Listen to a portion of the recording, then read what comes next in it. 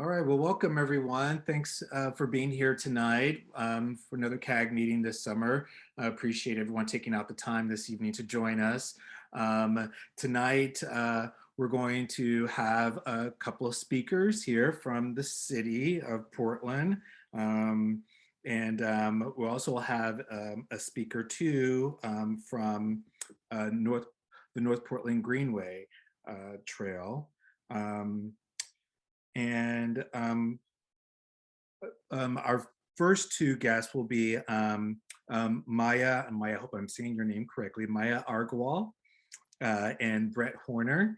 And Maya works in park trails. She's a planner for Portland Parks Recreation. Her experience is pretty broad. She's done lots of things from strategic planning, feasibility studies. She's been a landscape architect. She has lots of experience in public and private sectors. And she's very committed to public space planning and preservation. And Brett has a pretty strong background too in parks planning and development. He's also an award winner, a gold medal award winner for National Recreation Parks Association. And he also oversees the planning for the Portland Park system, planning the future for the Portland Park system. He's also done some work down in California too, around Irvine and Santa Monica. So we're happy to have both of them. Later this evening, after these guys are done talking, Francine Royal will be joining us too, and I will introduce her, after these guys do their presentation. Francine is with North Portland Greenway Trail, so we're really excited to have her. So without any further ado on that, we'll go ahead and have our first presentation. Maya, are you able to use your screen there to get the presentation going? Yes, and I'm going to, so I'll share my screen, and please let me know if you don't see the presentation. Definitely. I think when I share, I also may not be able to see when people's hands go up. So if you wouldn't mind, please let me know if I missed something. I sure will, definitely so. Looks good, thank you. All right, thank you very much. And thank you for the introduction, Michael. My name is Maya Agarwal. You were very close, Michael. No worries at all. That name is a mouthful. And thank you for inviting Portland Parks and Recreation to join the Portland Harbor Community Advisory Group meeting today. For today's presentation, first I'll touch briefly on Portland's early history, and then we'll get into the meat of the discussion. So I'll talk about the background of North Portland Greenway and the status of its construction, and then we'll take some questions and have some discussion. For some very early history, the Portland metro area rests on the traditional sites of many indigenous tribes and bands, and these groups created communities and encampments along the Willamette and Columbia rivers, and they harvested the natural resources that they found there for thousands of years. As settlers began to arrive and the city's population began to grow, the City Park Board commissioned the Olmsted Brothers to provide a new framework for a connected city and parks system to provide green spaces for this burgeoning population. For some additional planning background, North Portland Greenway is part of the Willamette River Greenway, and this was memorialized in 1975 at the state level, which has a number of statewide land use planning goals. State Goal 15 is about the Willamette River Greenway, and its purpose is to improve recreational access along the Willamette River. For the local planning background, North Portland Greenway is identified in city code and many of the other planning documents listed here. The city is really committed to North Portland Greenway. This map depicts the regional trails within the city of Portland. The vision is to create an interconnected trail system for recreation and transportation. Now, some of these trails are built and some are unbuilt. I want to point out Willamette River Greenway, which runs along the east and west sides of the Willamette River in the city of Portland. North Portland Greenway is part of the Willamette River Greenway. Let's talk a little bit about construction. Portland Parks and Recreation is in the business of planning, designing, and building trails. And trails are linear parks that often cross multiple different properties with different property owners and different interests. And each of these properties might have different characteristics. They might have unique physical challenges or opportunities. And this map is showing the alignment of North Portland Greenway. You can see that it begins up here in North Portland at Kelly Point Park and comes along here down through St. John's along the river and goes all the way to where it will connect with East Bank Esplanade near the Steel Bridge. Because of the complex nature of trails, they cross all these multiple different properties with different owners and different characteristics. And because trails take money to build, trail building is a long-term process. It involves many steps between what you see here, which is identifying an alignment on paper, and actually building the trail in the ground. The process of actually building the trail is not particularly linear. It involves keeping a lot of balls in the air at one time. So as a result,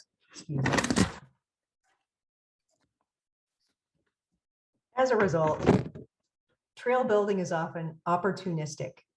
We know the trail alignment, and when opportunities arrive that allow us to make some progress on any one of these balls in the air between planning and building a trail, we act. Trail building is often fragmented. You may have noticed that we often wind up building one section of trail here and another section here and another section way over there. And the goal is that someday all of these disparate fragments are knitted together into one long continuous trail. This is a map that shows where we are now with construction of North Portland Greenway. You'll see some solid pink lines and some dotted pink lines. The solid pink lines are those sections of trail that are built today. The dotted pink lines are those sections of trail for which we have partial funding, or we have full funding, or for which we're actively seeking funding. You'll see that there are some sections of the trail, the planned trail, that don't have any pink. There are two main challenges to building trails. One is the availability of right-of-way, meaning are we allowed to build the trail here? Some of this trail alignment is located on public property. And in these cases, it's often relatively easier to get a trail built, at least in terms of getting the right to build the trail on the property.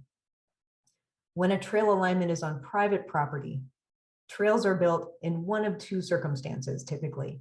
When development is occurring on that private property, and when development is not occurring on that private property.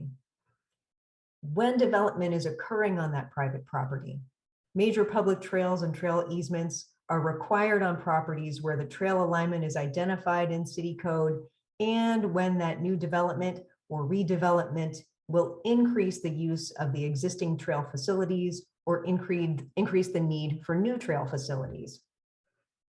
On private property, when development is not occurring, the city of Portland operates on a willing seller basis. We really prefer, if a trail is going to go on private property, that the seller wants to have the trail on their property. The second main challenge to building trails is availability of funding. Especially in recent years, construction and trail building is so expensive. And in addition, Portland Parks and Recreation manages a very large system with parks and trails and programs that serve an entire city full of people. And like many park systems, we just don't have the funding available to do all the things that we want and plan to do right now. And furthermore, Portland Parks and Recreation has identified $450 million in major maintenance needs across our system that we don't have funding for yet. So we're focusing our efforts on addressing the most critical repairs and identified service gaps while putting equity at the forefront. Funding sources for trails typically come from two main pots. One of them is system development charges, or SDCs. These are one-time fees assessed on new development that fund new parks and new trails, and competitive grants. That's another main source of funding. In fact, we recently submitted a grant application to seek funding through regional flexible funds or the Metro Parks and Nature Bond Trail Grants Program. These grants were seeking funding for portions of North Portland Greenway, segments 1 and 2. Those are between Kelly Point Park and the Cathedral Park area. We don't yet know if we're going to receive that funding. Metro is still deciding which grant applications they're going to choose to fund, and we don't expect to know until fall of this year whether or not we'll receive that funding. And I'll stop sharing and we'll take any questions now.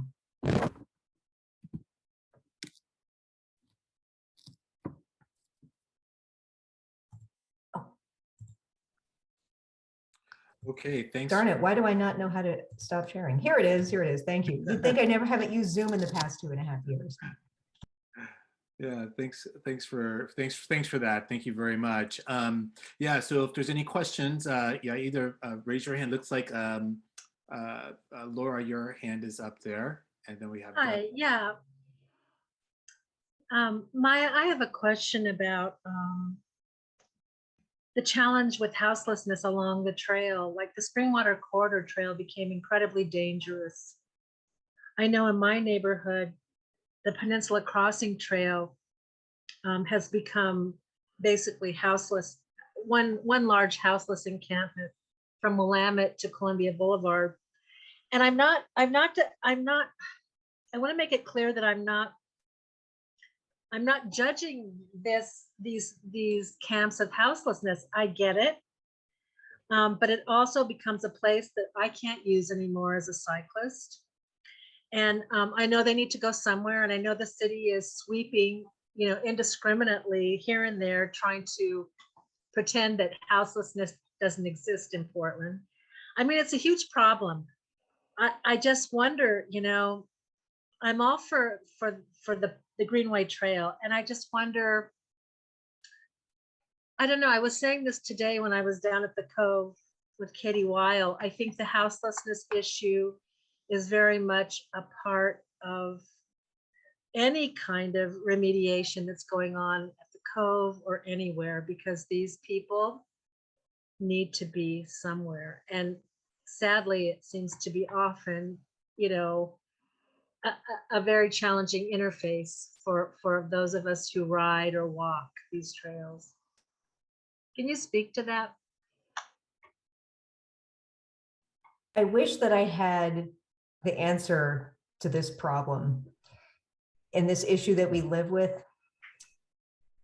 I know that it's a multifaceted issue that seems to have a lot to do with enforcement and a number of other factors. I know that on Peninsula Crossing Trail, at least, and I'll mention it because you spoke of it, there is a project underway to put gates on that trail, not to prevent bicyclists and pedestrians from using it, but to prevent vehicle access. Yeah, I just saw that today, the other day, actually, and today I encountered that. Yeah, and believe me, I, like anybody else who's in this meeting or anybody else who lives in the city of Portland, when I see these issues on trails, it hurts me a lot too. I'm not sure what I can say about it. I wonder if Brett might have some insight that Brett might be able to share. Yeah, I would just say, we're hearing this all over all of our trails, in all parts of the city, and think of it as it's public space, right? So it's kind of no different than city sidewalks or other areas where we're encountering camping issues and and misuse kind of. So we are trying, you know, and the mayor's office recently reorganized the way we're staffed up to work around these issues. And so it's been a long, you know, long process, a changed process. I don't know that Parks has the answer. I think it's more of a global, you know, city issue, definitely. We do have park rangers, which come into play and really help. We have staffed up a lot of additional rangers in the past 5 years. When I started 14 years ago, I think we had, you know, we had like maybe 8 or 10 rangers in the summer, and in the winter we had like 2. And we've got a lot more now. I don't know what our numbers are, but we've got a lot more. So that is helping a little bit, but you're right. We're kind of being overwhelmed. And I think our goal is, as we build future trails, how can we design them so that we can address some of these issues? You mentioned Springwater. There were definitely a lot of challenges for us, and still are, on Springwater. It's a little bit different trail in that it has a very wide right of way, and actually requirements to plant adjacent to it, even on the private properties adjacent to the Springwater right of way. So it creates this big space for people to take opportunity and live there if that's where they, you know, choose to go. So the North Portland Greenway Trail is a little bit different. It's constrained in a lot of areas, or is right along the riverfront. And I think you shouldn't see some of those issues like we're seeing on Springwater happen in large segments of the North Portland Greenway. We'll cross our fingers and you know, again, try to design in the best way possible so that we can, you know, mitigate as much of this as we can. But you bring up some very good points, and I know people that I work with who commute on Springwater, and they won't go on it. And you know, when we send staff members out, we don't send a single person. We usually send 2 people. So we definitely are experiencing it the same way that you all are internally, and are trying to find solutions, you know, with all the other bureaus in the mayor's office to see what can be done. So. Yeah, and I feel like I need to say this. I've never felt unsafe. Honestly, no one's ever threatened me on the Springwater Peninsula Crossing Trail. I've never felt unsafe. It's just that it's heavy. It's heavy to try to ride through. You know, it's intense. Yeah. It just is. And I know it's kind of insolvable, but I feel like it's something we have to figure out. Thanks for Thank you. that. And I just want to tell folks too, if you want to put questions in the chat, we'll keep an eye on that, so you can place any questions in the chat if you don't want to ask one vocally. Doug, you're next here. Oh, I've got a couple things to say. One, the park rangers have just relocated into the old municipal building in Cathedral Park, right at the end of the St. John's Bridge. So just their coming and going will bring more presence to all the trails in the north part of Portland. So I've got a question about trail alignment. Presently, it seems like a lot of the trail through Cathedral Park is going down residential streets. Is there any movement towards getting them back through the Baltimore Woods and off the street alignment? Yeah, absolutely there is. You know, the ultimate, if you look at our 2012 plan, the long range alignment is to go through Baltimore Woods and be in that natural area and further closer to the river. We don't have we have some transportation issues getting to that resource in I can't remember the name of the street. Maya, you know the name of it, but it's a freight route, and to have a trail on the freight route has been an issue. So I'm Is in down. Catlin? It's Decatur is what you're thinking. Decatur. It's Decatur. Yeah, thanks. Yeah. So, with like in the next couple of years' money, we want to still have a connection. So we're using the local street, but eventually we'll come back and we will build the trail off street through Baltimore Woods. And I know there's a lot of, there's a lot of advocacy behind that. And Francie's here. I know she can speak to that. And you all have been very good partners in trying to move that conversation forward. So we appreciate your advocacy. So the last part of my question, the building development fees were originally conceived to mitigate the impact of development on communities. But it seems like over the years, they've just kind of become a piggy bank for commissioners to take out of the impacted neighborhoods and spend on projects in other parts of the city. So the last 5 or 10 years, Cathedral Park and St. John's have seen a huge building boom, I suppose, like a lot of Portland. But we haven't really seen any commensurate spending on mitigating that increased density and increased population. Can anyone speak to that? Sure. So, in previous commissioners that we've had really did target new spending in East Portland in particular. So you're absolutely right. I mean, the money that's generated from development outside of the central city can be used anywhere else in the rest of the city. So it is movable, and you've seen that, and you just spoke to that. It's a question of where the priorities are for our leadership, and the more that your voices can be heard, and let your opinions be known to our commissioner and director, the better off. I think it will be. Cathedral Park is a little different. We do have a master plan, an older master plan. It's been over 10 years now, that called for a lot of improvements in Cathedral Park.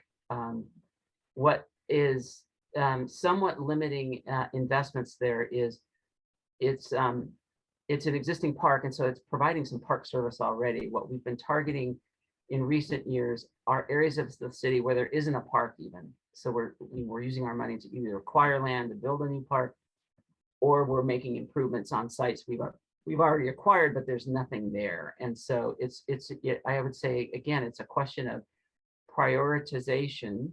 We have an annual budget process. I would recommend that you all get it hooked into that, and that's actually coming up this fall, where you can let those comments daylight in front of our leadership. And so welcome you to do that. There has been a lot of development in the Cathedral Park area, definitely, and there's more households, and we are making also some significant investments in North Portland. So we're planning a whole new aquatics facility to replace Columbia Pool, and it will likely be at either Charles Jordan Community Center or back in Columbia Park. So, and that's costing us, I think, $40-50 million. So you will see some of our money that's collected, in North Portland, stay in North Portland as well. I hope you'll be able to see that. Thank you for speaking to that. And we're also, so the other thing is, with the grant money that Maya talked about for the trail in North Portland, our leverage there is we're required to put in a little bit of a match for getting these millions of dollars of trail money. And we use our Parks SDC money to do that. So we put in a little bit of money to those projects. Thank you. All right, great, thanks. Okay, and I think Sarah has her hand up next. And keep the questions coming as well, folks. Okay, thank you very, very much. And I appreciate any thought for North Portland. As you may know, it has very little river access. There's Cathedral Park, and then on the west side, there's no access at all for, 9-11 miles. So, and my concern about Cathedral Park, I mean, I am looking forward to the trail, but that there's hundreds of low-income family units with a train track right in front and no place for the children to play except, I'm not saying the beach is contaminated, but we know it's a super fun site. And I know there's a Cathedral Park plan, but we even had industry volunteer to put a nature park in, just some sand or something, so that the kids have an alternative to playing in the river. But I'm really, really worried about that new housing unit with the train track right in front and no playground. And they told me, well, they should just walk up the hill. But just like you don't want the trail to be in freight areas, children who were to walk up to the St. John's Park would have to go past large trucks through multiple lights. It's just not a good idea to put family housing with no place for children to play, and train tracks and super fun. So just any help that people can give to making that really look like family housing. I mean, I'm just really worried about that train track, but anyway, I also wanted to just say that in Linton, when they were giving out money for the American Rescue money, Brad Witt and Betsy Johnson gave money for a trail to be completed, and they gave us almost $900,000, and we can't spend it. We're not getting any help from parks.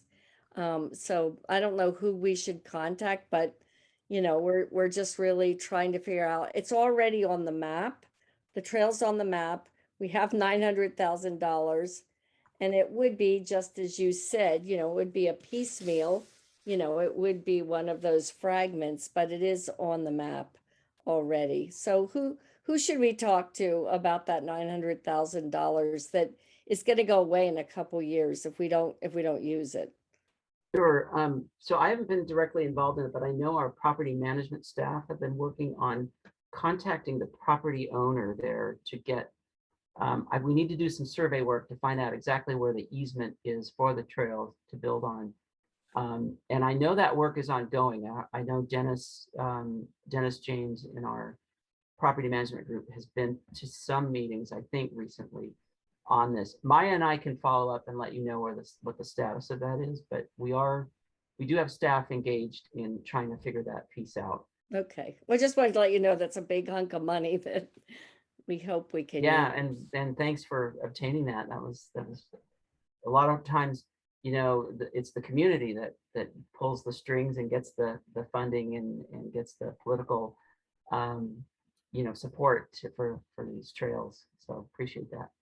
Yeah, and I just want to say that we in North Portland historically, St. John's, Linton, East Side, West Side, Giles Lake, Albino, we were one community. And I know now it feels like we're split, but in our minds, what's good for the east side of North Portland is good for the west side, and vice versa. So we don't see each other as divided as it may sometimes look like on a map. So That's great. That's great to hear, because that's the way we think too. We think of the whole city and the bigger portions of the city as being, more of a whole than competing against each other. Yeah. yeah, and also just to say, it's not safe for people in St. John's with children to walk to Forest Park.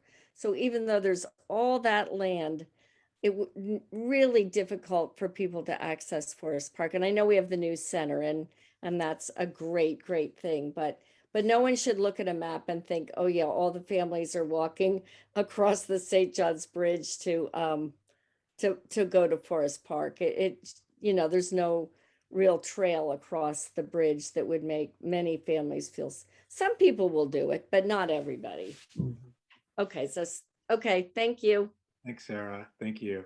Okay, and it looks like we have Steve. Mr. Topaz has got his hand up there. Right. In the beginning of June, I spent some time in Chicago.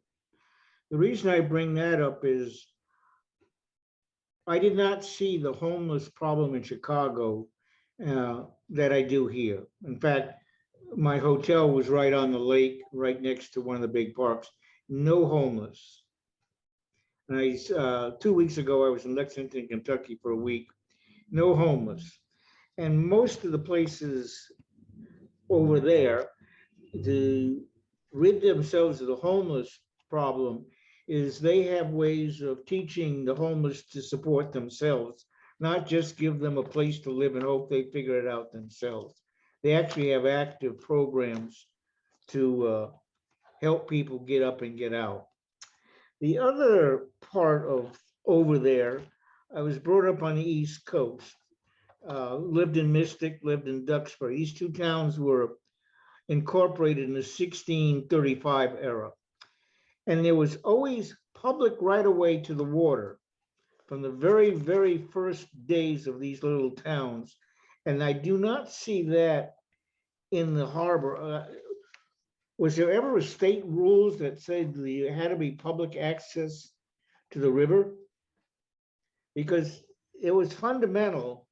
That's how you had to travel. There were no trails. You got in a boat and you went someplace, or you went and got fish to eat. But I don't see the attitude of people demanding that they and their neighbors can get to the river. And with that in mind, with this trail, are there any rules that say, oh, the trail is going to go there? And if we reasonably can't buy this piece of property, can we, by public right of way or something, get the property back? I mean, it may be a historic trail, it may be whatever. I see some of the problems we need, we say a readjustment in how we think about the river, and it may be a little bit upsetting to people who don't want to do anything, because there was always active ways of getting to the river. But again, that's 300 years of experience, and we're relatively young over here. Yeah, So- you bring up some really good points. I'm not originally from Oregon, so I can't speak to some of the background, but I know that, you know, there was so much industry here in the last 150 years that that the river was thought about as, you know, a place to dump stuff and a place to use, and private access to it. Beaches here in Oregon, I think, are made public, and you can walk along the beach without worrying about being shooed away by a private property owner. Same thing in California. There's coastal commission and things, but the river is a different, you know, historical thing here. And I would say because it was used so much to build things, build ships and launch ships and steel work and iron work, that it just got, you know, in the early years, it just got taken by private interest. So I don't know. I don't know the answer to your question, but that's my guess, is probably why it's the way it is, unfortunately. Well, we built ships and stuff like that, but there was always a way for people to get to the river or the coast. And surprisingly enough, some of those rules were put in by the Native Americans, and in a lot of the cases in the original colonies, the fishing rules, when you could fish or when you could hunt, was set up by the Native Americans, so they made sure they had a continuous supply of wildlife. So these weren't new rules, but they were rules. And industry came second. Access to the river or the water came first. As I say, it's a tough call, but it was made early on. Part of it because in Europe, where the colonists came from, they couldn't get to the river because of industry, et cetera, et cetera, et cetera. And they didn't want to make that same mistake. Interesting. Really, really good observation. Well, thanks for that, Steve. Appreciate it. That's some good points there. Jackie has her hand up, and Jackie, you want to ask a question here? Yeah, you'll have to unmute yourself there.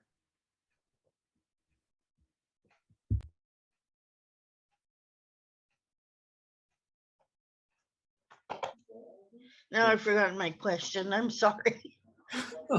I'll come back to Okay. back to me if I can. Yeah, we sure will. We sure will. So, yeah, thank you for that. All those are great questions. I had an inquiry from both of you. If you could be able to maybe talk about. I mean, we have talked about some obstacles Could you be a little bit more specific about, what are some of um, the big bumps in the road? Like, you went through your map. I know you showed your map and you showed how some of that is connected. I was wondering if you can maybe just talk about, um, where things could possibly be connected. What are the obstacles to those connection, and also what is it that we can do? Like, what's the advocacy side to possibly make these connections either go through, or how can community be involved into making this trail become a continuation or a reality, from Kelly Point Park to the Esplanade. So Maya touched on some of the, the big hurdles, and that's funding, and really it's the property owners' permission and acquiescence to have a trail cross their property.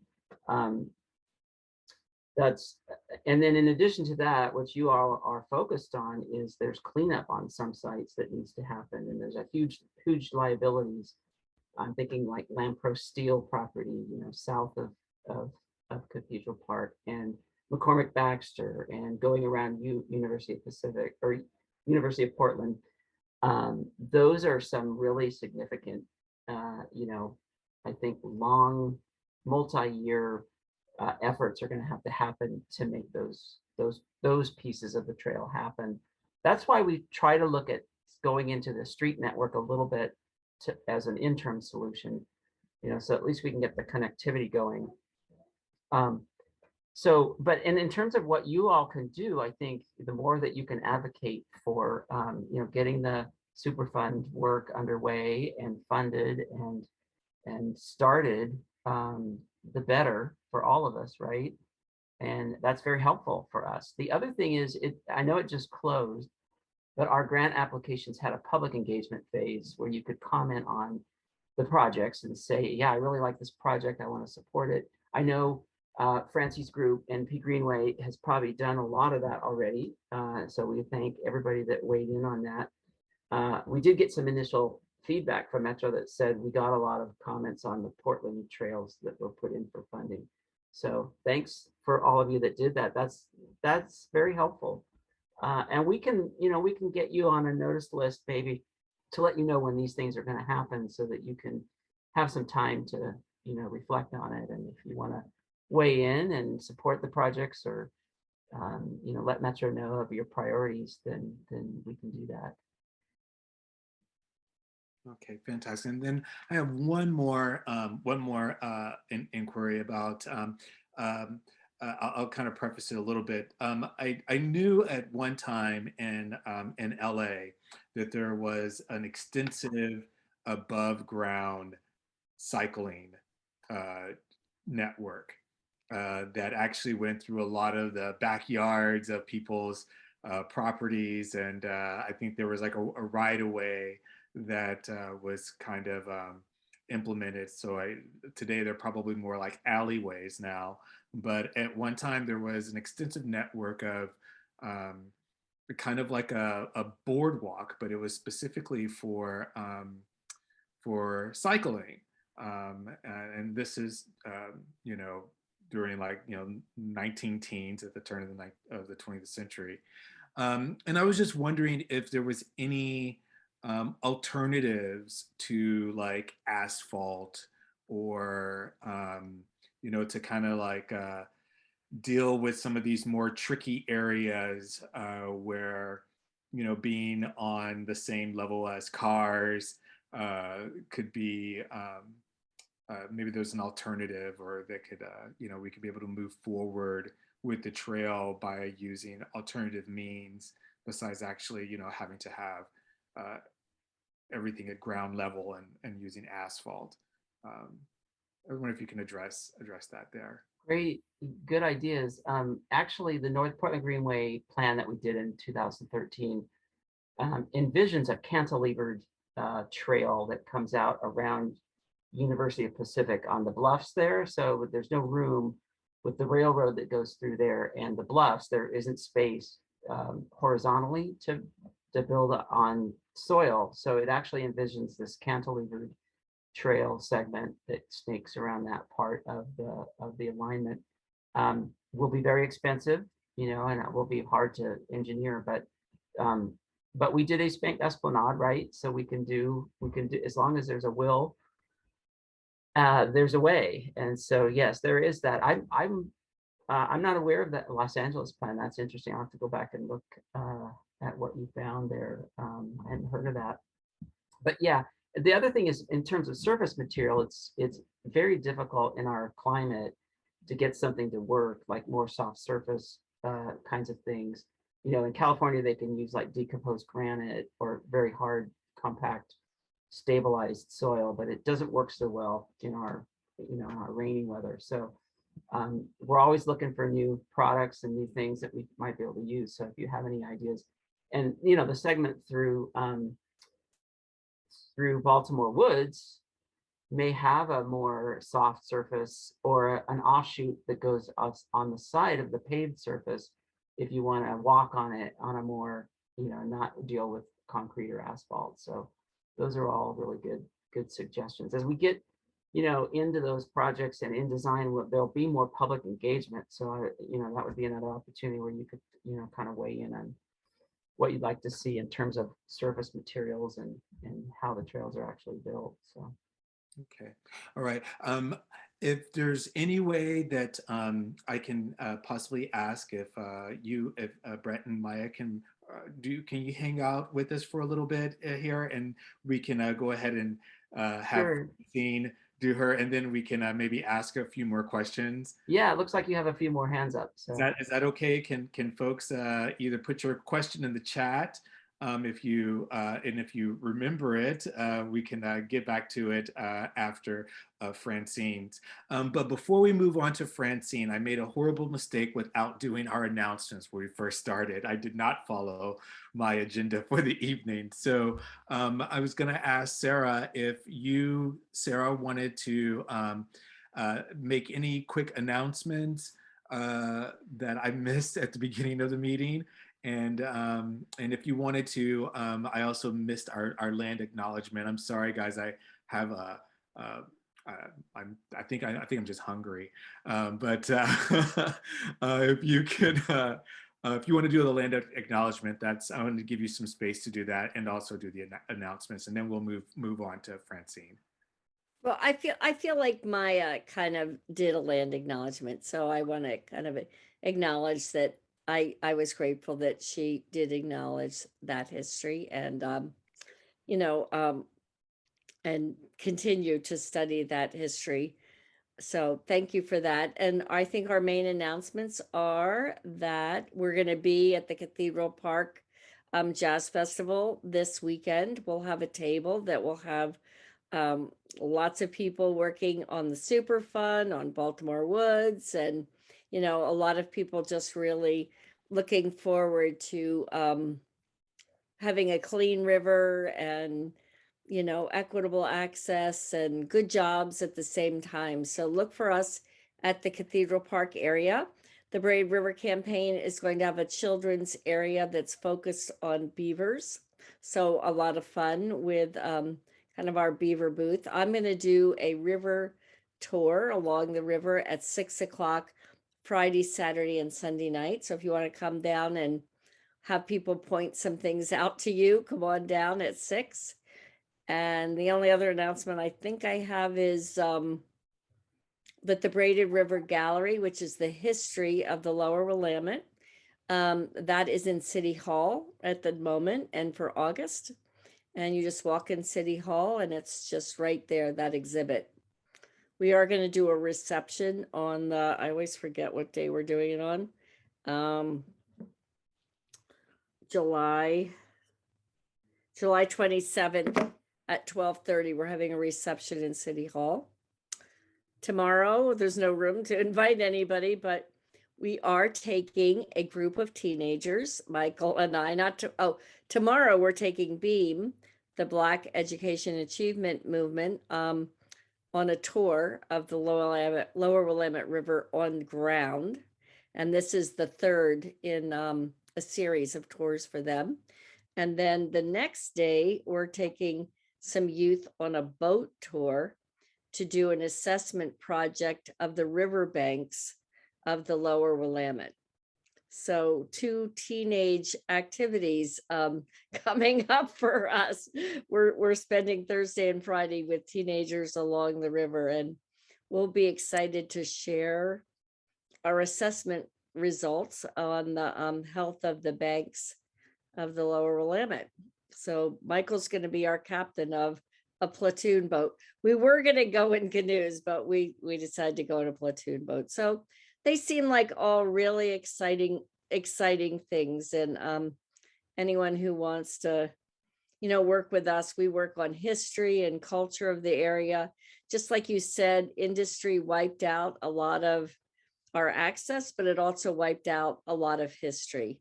And the area actually has an incredible history, incredible stories. So we are working to share those stories. So that's a lot of, it feels like we're doing a lot in the next couple of weeks.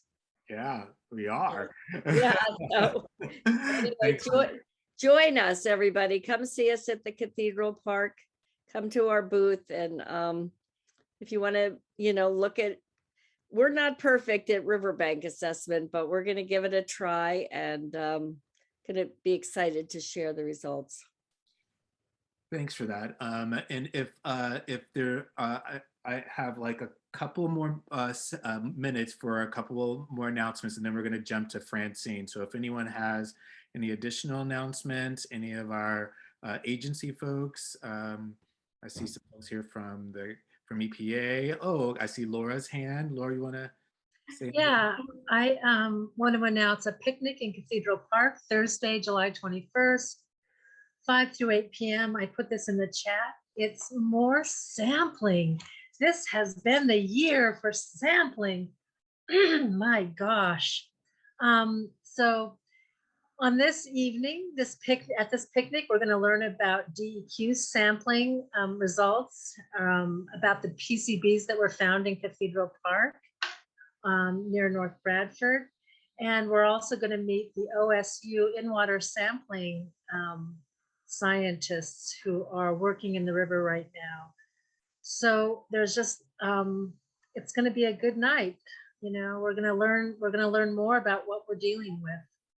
Thanks for that. Thanks for that, Laura. And then we also have EPA Laura.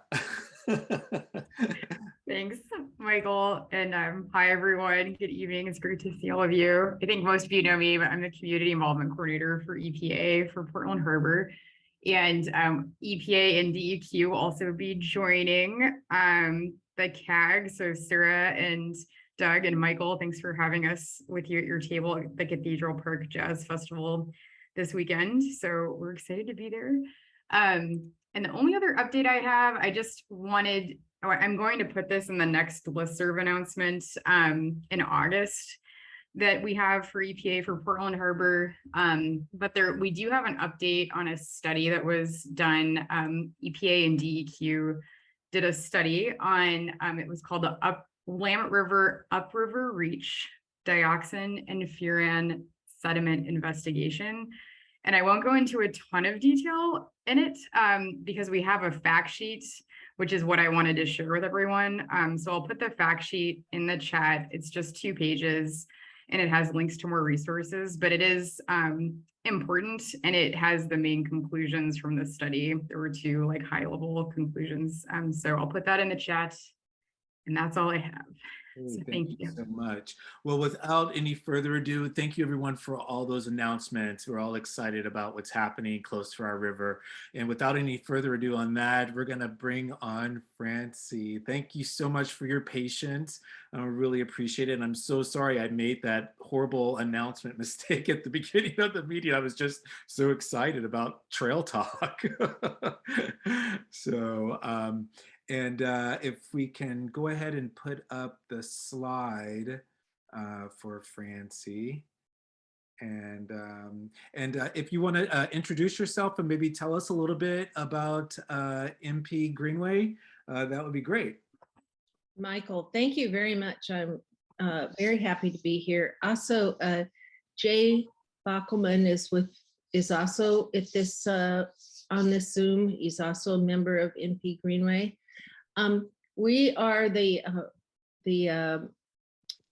citizen volunteer group that has been advocating for a good number of years to see the extension of the East Bank Esplanade as a multi-purpose trail all the way along the east bank of the Willamette River from the end of the East Bank Esplanade at Steel Bridge to the confluence of the Willamette and Columbia Rivers. So it's about a 10 plus mile trail. Maya showed you some of the sections that have been either built or funded, or I think she also included in that map funding proposals. The really important thing right now that I wanted to say is that there are actually 2 proposals that the Parks Bureau has presented to Metro for funding. One is to bring the trail from the Pier Park down to Cathedral Park. Now I'm losing the other one here in my brain here. And another one is to fund from what will become a new bridge across Columbia Boulevard just for pedestrians and cyclists, jumping off from Chimney Park and landing across Columbia Boulevard into near the old landfill, which has now been dubbed the St. John's Prairie. And then so the second proposal would then go north from the landing of that bridge up to into the prairie. If Maya, are you still here? Or Brett, if you please correct me if I have those the linear links and the description of those proposals wrong. That sounds right to me. Yeah, that sounds good. Okay, good. Thanks. So after many years of as volunteers, the NP Greenway group, have been working with our partners in Portland Parks, PBOT, Bureau of Environmental Services, and Metro to make the trail that is a line on a map a reality where people can actually walk and ride their bike. And I think Brett mentioned earlier that the proposals have been submitted, but it's not too late to make comments. Contacting your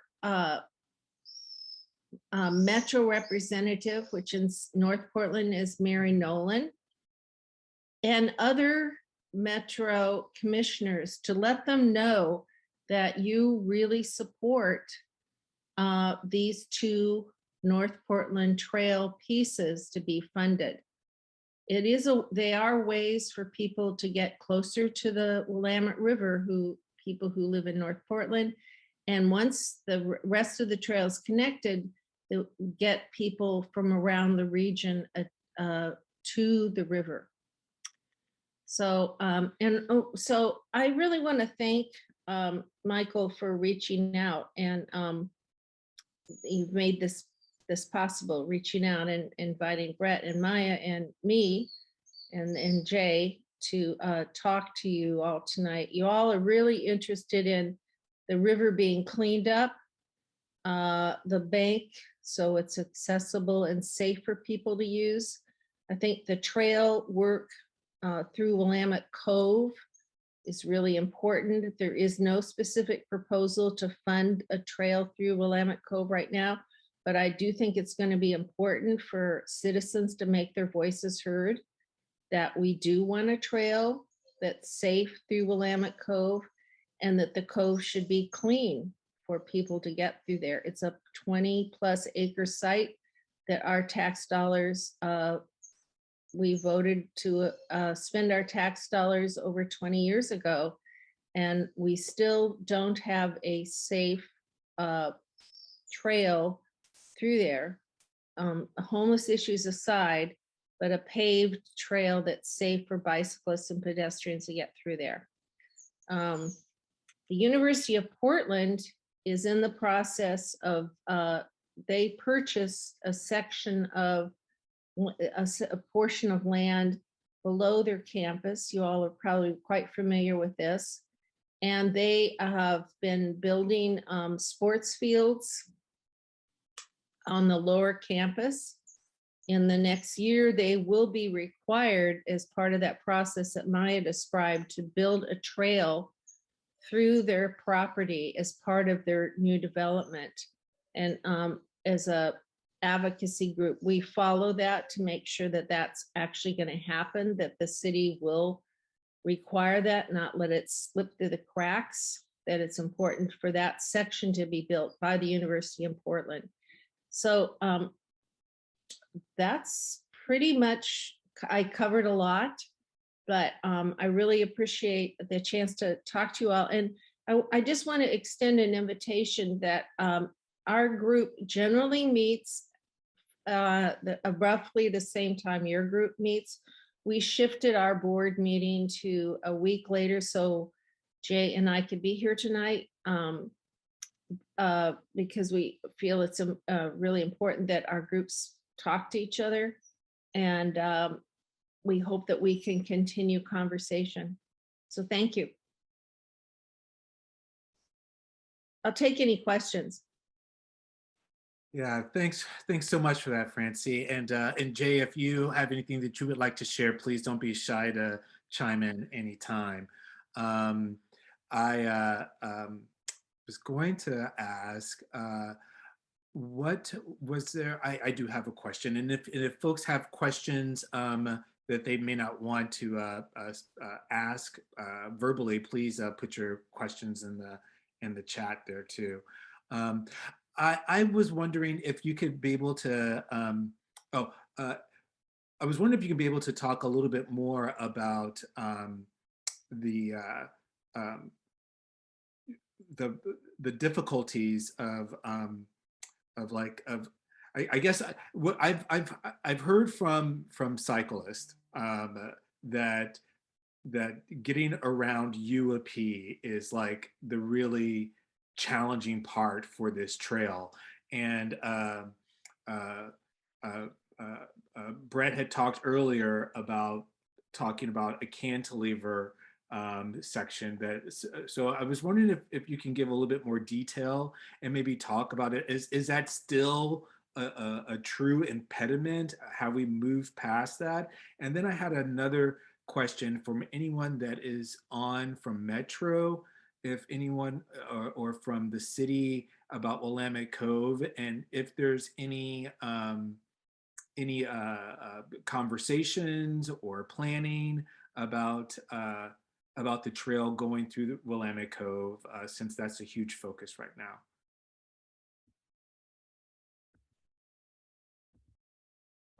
So for the cantilevered section, there really isn't any other way to make the trail work.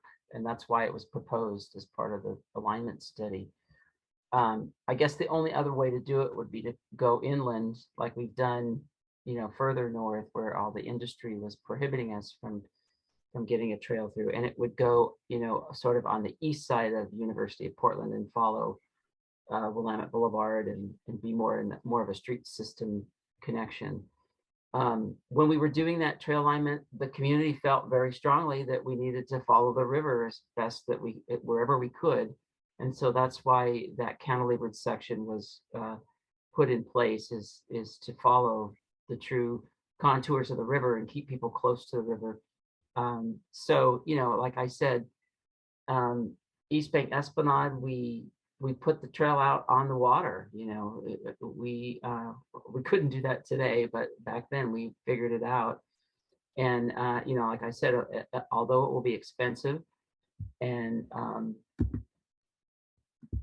difficult to engineer, it'll also be an awesome trail when, once it gets done, because there aren't a lot of cantilevered trail segments that we have in our system. So so I hope that clarifies that. You can see more detail about this cantilever segment in the 2013 plan, and we can send you a link to it.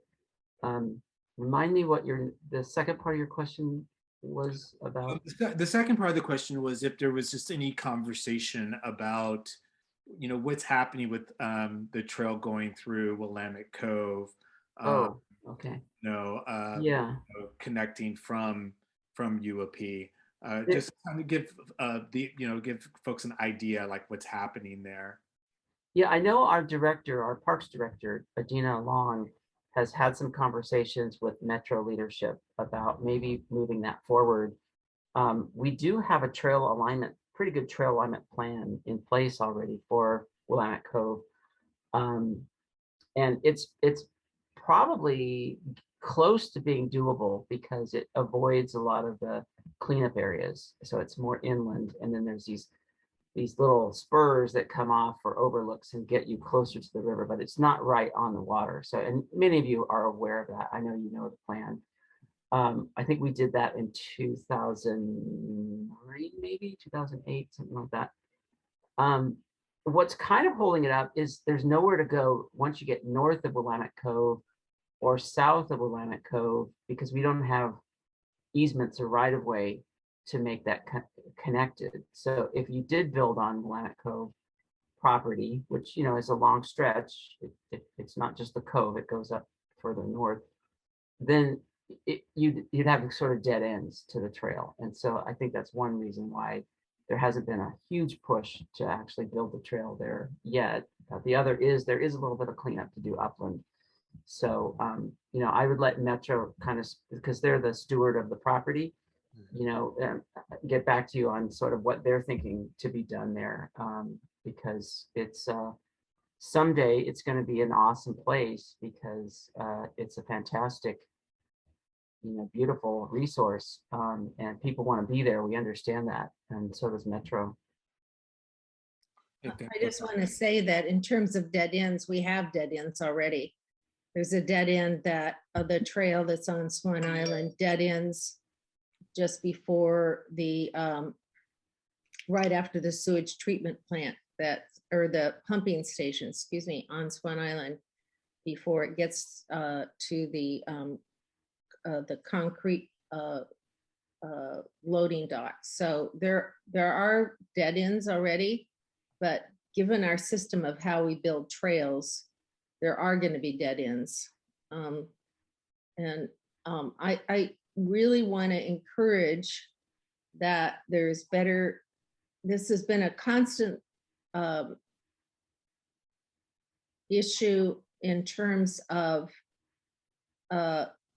being a citizen advocate of, we work with, I think we have good personal relationships with people who work at Parks and PBOT both, but there is an issue of silos that exists in the city of Portland. And we've heard a lot about silos recently, that the park staff, one significant way that park staff funds trails is using regional transportation dollars.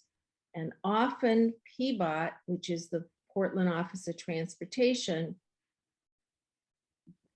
considers trails only in public right-of-way, not in private, not through easements or along the edge of would not consider going through Willamette Cove. So there's a funding disconnect sometimes between what's possible and what's fundable.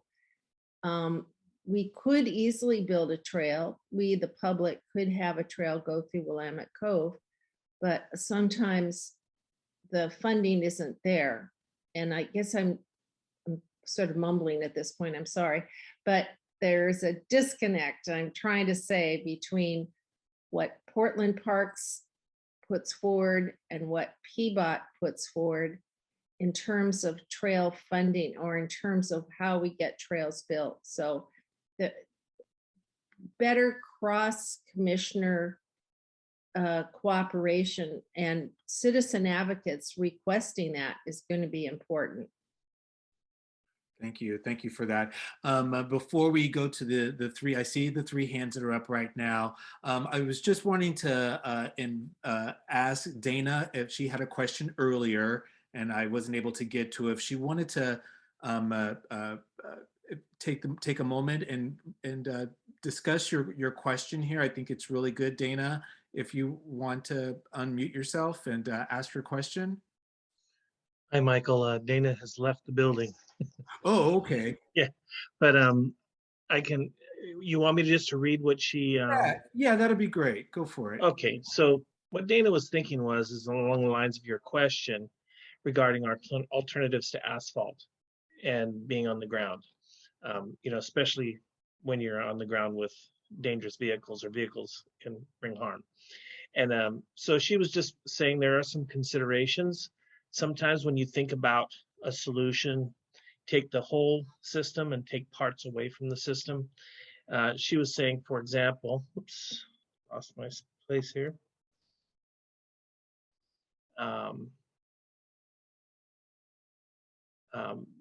For example, maybe like a rideshare float. You could go around private property and have the trail meet up in a different location. So literally you're using the water, and that use of the water could potentially be something that also provides something that's beneficial to the fish. Perhaps it's shade, perhaps it's some other valuable resource for the fish, so that you're combining those functions so that it's both ecological and it's supporting. Expanding the trail over the water, she talks about that here. And then she just makes a comment that there are a lot of ways to think about it. And, you know, not every consideration has to be linearly aligned with other parts of the trail. You could have some be inexpensive so that it's easy to get the funding. You could have some be culturally valuable so that people are motivated, right? And then, or something that's commercially beneficial as well, or something that's ecologically valuable for the fish. So looking at different types of values, and then taking the functionality and lining it up with the goal of making the trail. Thanks for that. Thanks for sharing that.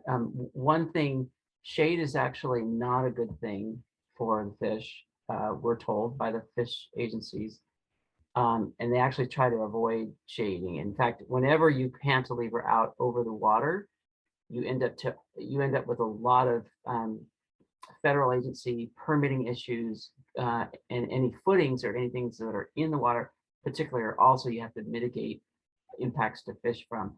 So when I said that East Bank Esplanade, we probably couldn't do that today, it's I'm pretty sure we wouldn't be allowed to build that today because of the covered area of the water that it created. And what I understand about it is those shaded areas create hiding places for predatory fish to eat the smaller fries, you know, that are just growing up. So that's what the fish experts tell me. I'm not the expert on it, but we're always told try to stay out of the water.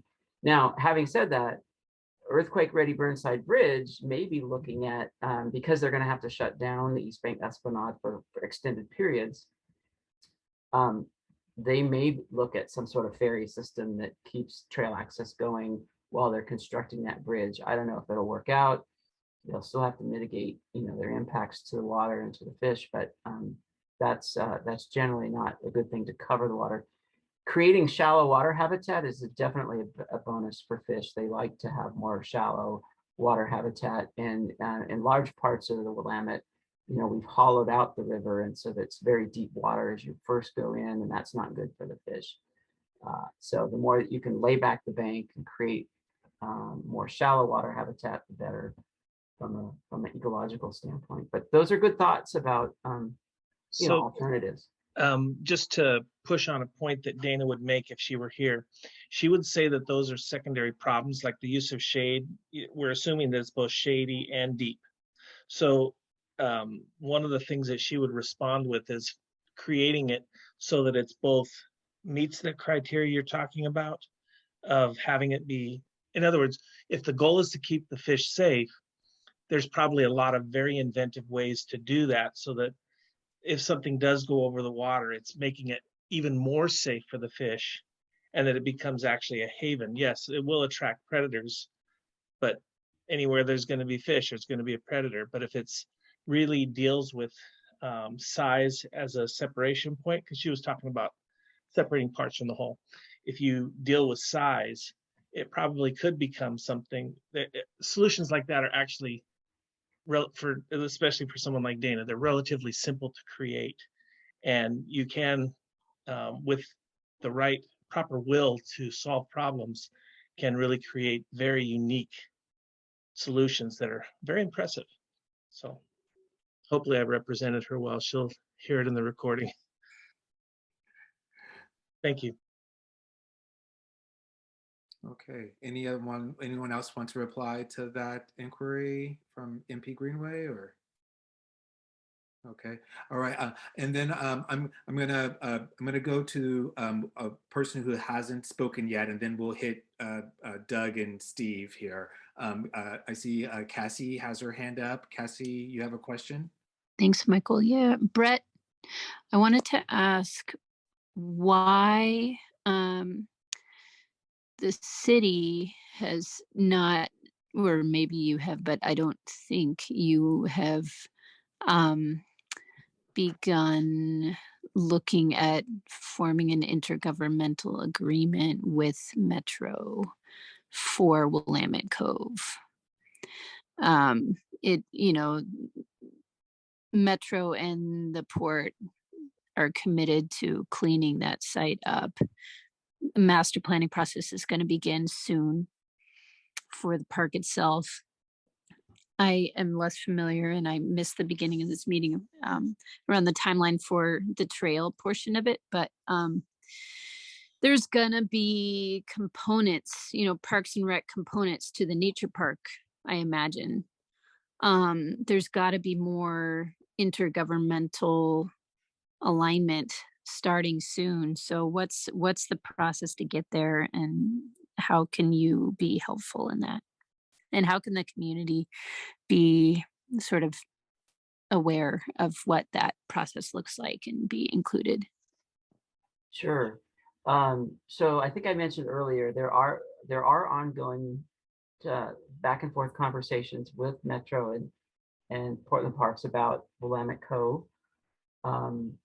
There's just a lot of very thorny issues with the property because there are obligations for whoever the owner of the property is. Currently, it's owned by Metro. It was bought with the 1996 bond, and their intention back then was to immediately hand it over to Parks. And I think I'm sorry, Brett. I think most of us are very, very familiar with the history, but it's more like the forward thinking that we're concerned about. Yeah, sorry. I think there's just haven't been. We're not there yet, right? I think it's still ongoing. We have a relatively new director, and I know Metro has a relatively new Parks and Nature manager. That's John Blasher. But John Blasher and our director, Director Long, have been in conversations about the property, and it's ongoing. I really haven't been in those discussions, but I know they're happening. So I guess I can't say we've solved much yet, but there is an ongoing, conversation to try to get somewhere and resolve, open up access. All of us would like to see access as soon as we can, figure it out. Okay, well, thanks for that there. Okay, Doug Larson, your hand is up there. Okay.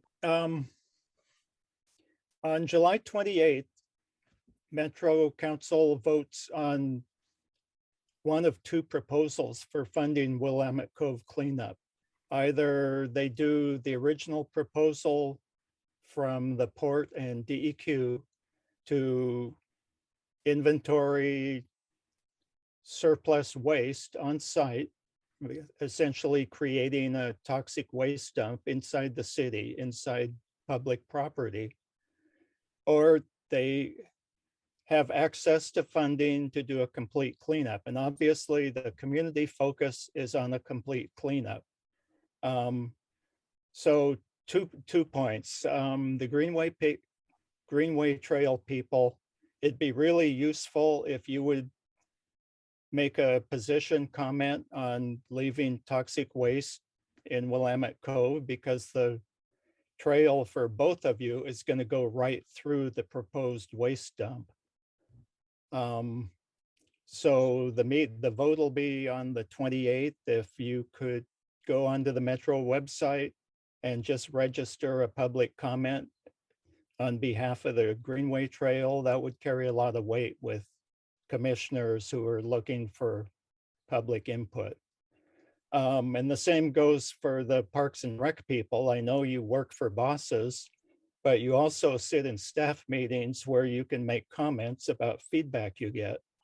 And the same with the Greenway Trail people. You're proposing a greenway that's going to go right through a built-up pile of toxic waste. The money exists to get rid of it. The Port of Portland, on their own property, they refuse to sponsor turning the Terminal 4 into a confined containment facility. So they're proposing to do on Willamette Cove what they were reluctant to do on their own property. So it's a little bit of an issue there.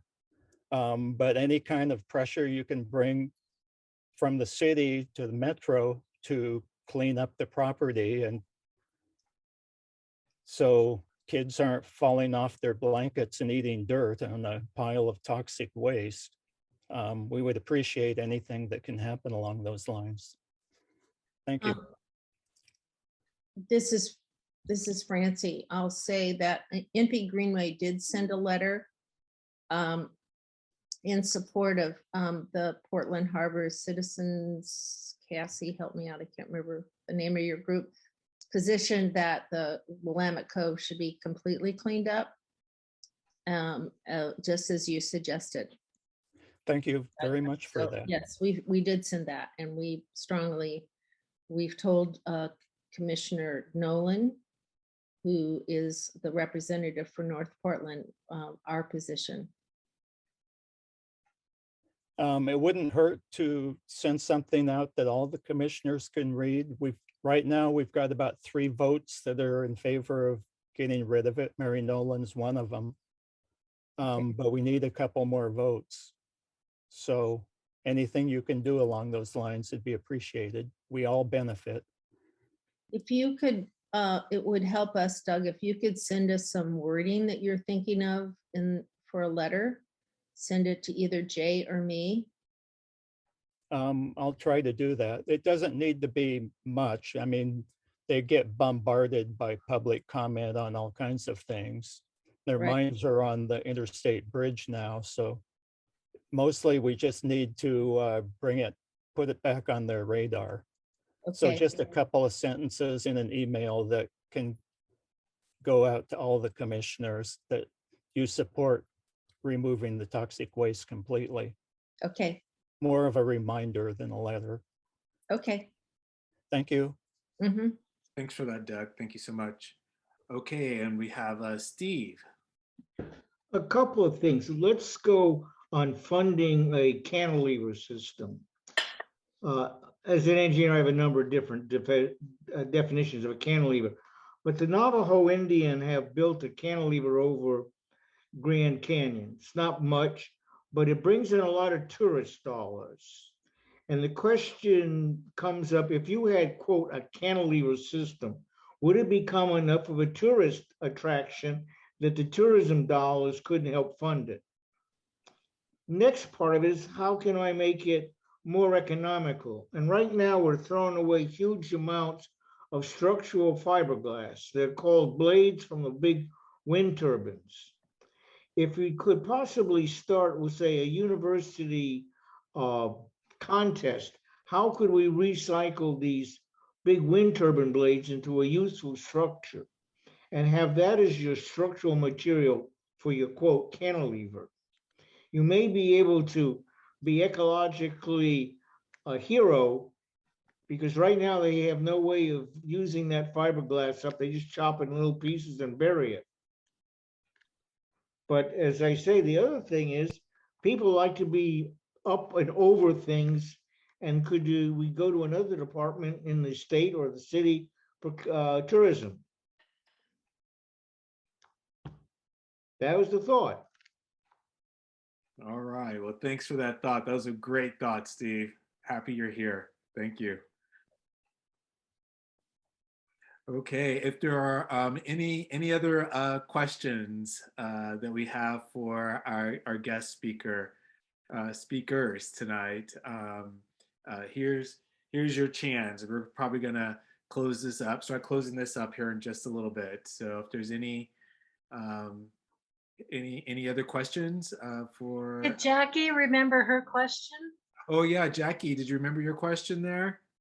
Okay, well, I'll make sure that you'll have their contact info if it comes up, and you can reach out to them, or you can always let me know, and then I'll ask them for you. Michael, okay, yeah. I have a comment. Just to Stephen's comment. Stephen, what you're doing, Dana would, if she had been here, she would have really liked to have heard that, because what you're doing is you're taking something that's a problem and you're trying to turn it into an opportunity. And so to speak to a bigger picture of problem solving and how problems like this become so complex, it really takes a structured type of process to think through these things. And a lot of times I heard multiple times people say, yeah, we've been, sitting with that for a while. We're really thinking about it. So I'm going to actually make a comment on that there's not a lot of thinking actually going on at all. It's a lot of recognizing what the problems are and being stuck. And so what Stephen did is representative of similar to what Dana was doing, in that, there's a set of principles that can be used when you really have an intractable problem. There's a set of principles that can be used to go after problems like this.